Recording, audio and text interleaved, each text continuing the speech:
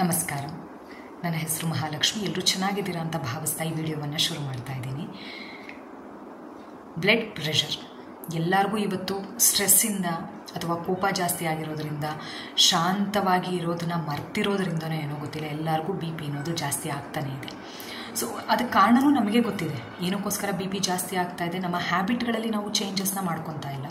ನಾವೇನು ಮಾಡ್ತಾ ಇದ್ದೀವಿ ಅಂತಂದರೆ, ಒಬ್ಬರು ಬಿ ಪಿ ಅಥವಾ ಹೈ ಇದೆ ಅಂತ ಅನ್ನೋರು ಮೆಡಿಟೇಷನ್ ಮಾಡಬೇಕಾಗಿರುತ್ತೆ, ಅಥವಾ ಅವರನ್ನು ಅವರು ಕಂಟ್ರೋಲ್ಡಾಗಿ ಇಟ್ಕೊಂಡಿರಬೇಕಾಗಿರುತ್ತೆ, ಶಾಂತವಾಗಿರಬೇಕಾಗಿರುತ್ತೆ. ಏನೋ ಒಂದು ಚಿಕ್ಕ ಪುಟ್ಟ ವಿಚಾರಕ್ಕೂ ತುಂಬ ಟೆನ್ಷನ್ನ ಮಾಡ್ಕೊಳ್ಳುವಂಥದ್ದು. ಇದರಿಂದ ಏನಾಗುತ್ತೆ ಅಂತಂದರೆ ಇನ್ನೂ ನಿಮಗೆ ಪ್ರಾಬ್ಲಮ್ ಜಾಸ್ತಿ ಆಗ್ತಾನೆ ಬರುತ್ತೆ ವಿನಃ ಕಡಿಮೆ ಆಗೋದಿಲ್ಲ. ಸೊ ಇಲ್ಲಿ ನಾನು ನಿಮಗೆ ಒಂದು ಸಿಂಪಲ್ ಆಗಿರುವಂಥ ಟಿಪ್ನ ಹೇಳ್ತೀನಿ, ಇದನ್ನು ಫಾಲೋ ಮಾಡ್ತಾ ಬನ್ನಿ. ಇದರಿಂದ ಏನಾಗುತ್ತೆ ಅಂತಂದರೆ ಬಿ ಪಿ ಹೈ ಇರೋರಿಗೆ ಬಿ ಪಿ ಕಂಟ್ರೋಲ್ ಆಗುತ್ತೆ. ಸೊ ಏನದು ಮಾರ್ಗ ಅಂತ ಹೇಳೋದಾದರೆ, ಬೀಟ್ರೂಟ್ ಜ್ಯೂಸ್. ಹೌದು, ನೀವು ಪ್ರತಿದಿನ ಆದಷ್ಟು ಪ್ರತಿದಿನ ಕುಡಿಯೋಕ್ಕಾಗಿಲ್ಲ ಅಂತಂದ್ರೂ ದಿನ ಬಿಟ್ಟು ದಿನ ಅಥವಾ ಒಂದು ವಾರದಲ್ಲಿ 2ರಿಂದ 3 ಸಲ ಬೆಳಗ್ಗೆ ಹೊತ್ತು ಬೀಟ್ರೂಟ್ ಜ್ಯೂಸನ್ನ ಕುಡಿಯೋದನ್ನು ಪ್ರಾಕ್ಟೀಸ್ ಮಾಡ್ಕೋಬೇಕು. ಇದರಿಂದ ಏನಾಗುತ್ತೆ ಅಂತಂದರೆ ಬಿ ಪಿ ಕಂಟ್ರೋಲ್ಡ್ ಆಗಿರುತ್ತೆ.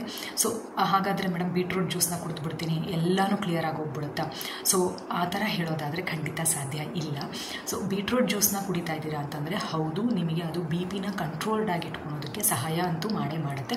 ಅದರ ಜೊತೆಗೆ ಸ್ವಲ್ಪ ಮೆಡಿಟೇಷನ್ ಮಾಡುವಂಥದ್ದು, ಮನಸ್ಸನ್ನು ಶಾಂತವಾಗಿ ಇಟ್ಕೊಳ್ಳುವಂಥದ್ದಕ್ಕೆ ಪ್ರಯತ್ನ ಪಡಬೇಕಾಗಿರುತ್ತೆ.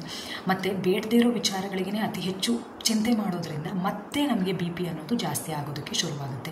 ಸ್ಟ್ರೆಸ್ನ ಕಡಿಮೆ ಮಾಡ್ಕೋಬೇಕು ಅಂತ ಏನಾದರೂ ಅಂದ್ಕೊಂಡಿದ್ರೆ ಬೀಟ್ರೂಟ್ ಜ್ಯೂಸನ್ನ ಕುಡಿಬೇಕು. ಅದ್ರ ಜೊತೆಗೆ ನೀವು ಮೆಡಿಟೇಷನ್ನ ಮಾಡೋದನ್ನು ಪ್ರಾಕ್ಟೀಸ್ ಮಾಡ್ಕೋಬೇಕು.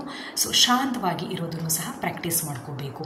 ಈ ಥರ ಮಾಡೋದ್ರಿಂದ ನಿಮಗೆ ಬಿ ಪಿ ಕಂಟ್ರೋಲ್ಡಾಗಿ ವರ್ಕ್ ಮಾಡುತ್ತೆ. ತುಂಬ ಈಸಿಯಾದಂತಹ ಟಿಪ್ಪು, ಫಾಲೋ ಮಾಡಿ, 100% ರಿಸಲ್ಟ್ ಸಿಗುತ್ತೆ. ಇಷ್ಟು ಹೇಳ್ತಾ ಈ ವಿಡಿಯೋನ ಇಲ್ಲೇ ಮುಕ್ತಾಯಗೊಳಿಸ್ತಾ ಇದ್ದೀನಿ. ಸರ್ವೇ ಸಜ್ಜನಃ ಸುಖಿನೋ ಭವಂತು.